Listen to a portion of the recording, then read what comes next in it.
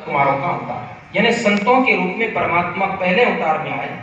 सनक, सनंदन, सनातन और सनत, तुम्हारी 4 रूपों में संतों के रूप में भगवान का पहला अवतार है। दूसरा अवतार है बराह रूप में, जो ऐसा कहते हैं पृथ्वी को रसातल से बाहर लाए और जल के ऊपर पृथ्वी को स्थापित किया, ऐसी कथा भागवत में है। तो बराह अवतार 24वां दूसरा अवतार है। तीसरा नारद अवतार है। चौथा अवतार नर और नारायण अवतार है, जो आज भी बद्रिका आश्रम में तपस्या कर रहे हैं 2 रूपों में, इस विश्व की प्रजा का कल्याण करने के लिए, जीवों का कल्याण करने के लिए।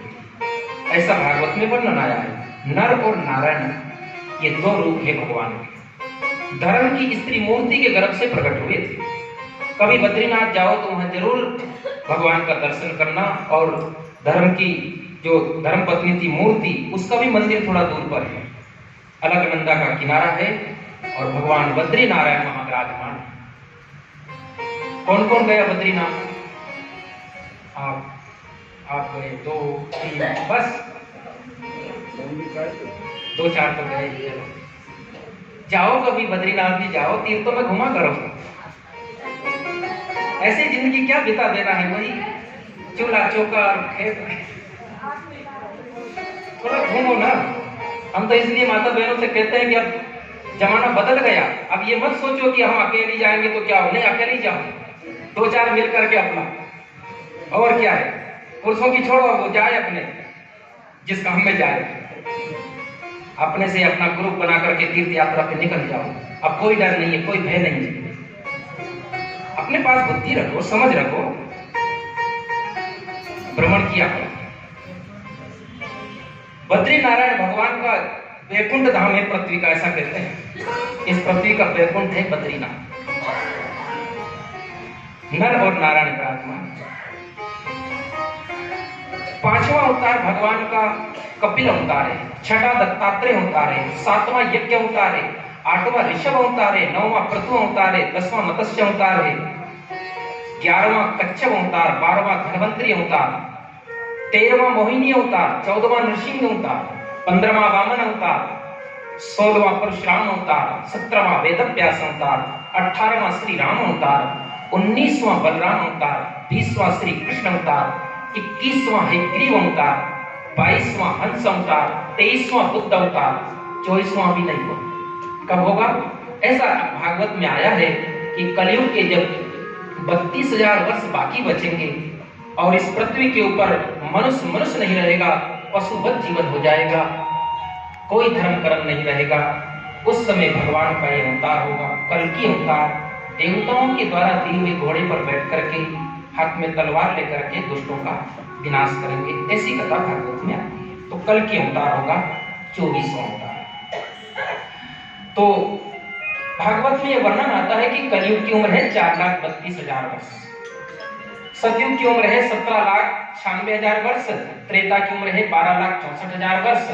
द्वापर की उम्र है 8,28,000 वर्ष और कलयुग की उम्र है 4,32,000 वर्ष। इन चारों को मिलकर के बनती है एक चौकड़ी, तो उसको कहते हैं, उसके चारों को मिलकर के होता 43,20,000 वर्ष। तो ऐसे चतुर्युगी, एक चतुर्युगी उसको कहते हैं, चारों युग जब बीत जाते हैं, तो ऐसे चतुर्युग जब 1000 बार बीत जाते हैं, तो ऐसा भागवत में वर्णन आता है कि ब्रह्मा का एक दिन होता है। आप ब्रह्मा जाने, हमको तो पता नहीं, लेकिन पुराणों में तो इतनी लंबी आयु है ब्रह्मा की। वो ब्रह्मा भी 50 साल के हो गए हैं, 51वां वर्ष अभी ब्रह्मा का चल रहा है, लेकिन ब्रह्मा भी मौत से डरते हैं। अब ब्रह्मा की आयु के सामने हमारी आयु क्या है? मच्छर से भी कम है। ब्रह्मा की आयु के सामने हमारी आयु क्या है? कुछ भी नहीं है।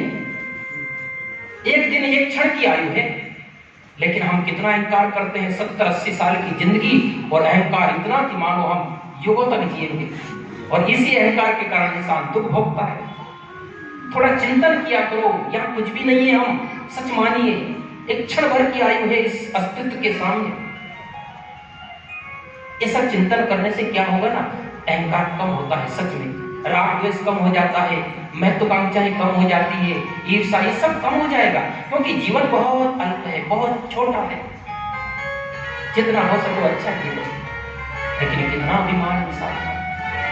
यहाँ पर श्री सूत जी महाराज कहते हैं, ऋषियों जिस प्रकार से आकाश में मच्छर से लेकर गरुड़ तक उड़ते हैं लेकिन आकाश का कोई अंत नहीं पाता है, उसी प्रकार भगवान की लीलाओं का गान सब करते हैं लेकिन उसकी लीलाओं का कोई अंत नहीं है। राम अनंत अनंत गुणानी, जन्म कर्म अनंत नामा। अब आकाश कितना अनंत है किसी को पता नहीं। वैज्ञानिक कहते हैं इस ब्रह्मांड में अरबों खरबों ग्रह, कितने ही आकाश गंगाएं, फिर उसमें कितने ग्रह हैं, गैलेक्सी है, बड़ा विराट है ये अस्तित्व। आपको पता है वैज्ञानिक कहते हैं हमारी पृथ्वी इस ब्रह्मांड में छोटे से धूल कण के बराबर है। 2 यान भेजे हैं वैज्ञानिकों ने आज से 42 साल पहले। पढ़ना कभी, सर्च करना गूगल पे, वॉयेजर 1 और वॉयेजर 2। वॉयेजर 1 एक यान वो भेजा और ऐसा कहते हैं कि जब उस अपने सौर मंडल से बाहर जाने लगा तो उसका कैमरा घुमाया गया और उस वॉयेजर 1 ने हमारी पृथ्वी का चित्र लिया, उसने वहां से कैप्चर किया और यहां भेजा नासा के पास। तो हमारी पृथ्वी वहां से 1 अरब किलोमीटर ऊपर से कितनी बड़ी दिखाई दे रही है, एक छोटे से जुगनू की तरह चमक रही है, थोड़ा सा नीला नीला करे। 1 अरब किलोमीटर से इतनी सी बड़ी दिखाई दे रही है हमारी।